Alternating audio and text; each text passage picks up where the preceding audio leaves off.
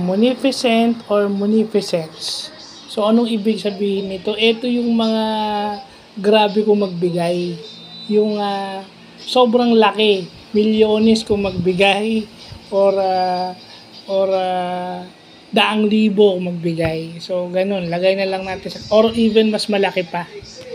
Well, example dito, kung meron kang sugar mommy at sugar daddy at kung meron kang partner na meron ng LGBTQA na may mga ganyang pag-uugali.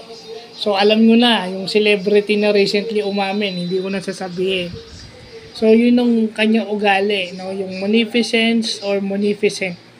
Yung pag sinabi mong munificence, yung ugali. Pero when you talk about, if you use it as a noun, munificent, yun pala ang tawag dyan, lavishly or extremely generous. So, yun yung importanteng nalalaman natin. May mga ganong word pala sa English na hindi natin alam. Hindi lang naman yung mga di ba? May mga tao talaga na lavishly, yun yung bad sense. Hindi mo siya pwedeng, although kapareho siya ng philanthropist, pero sa philanthropist kasi good cause. Ito kasing munificent is parang masabi lang, lavishly. Ibig sabihin, parang careless na pagwawaldas o pagbibigay.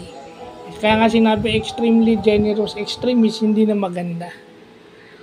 So, yun lang po.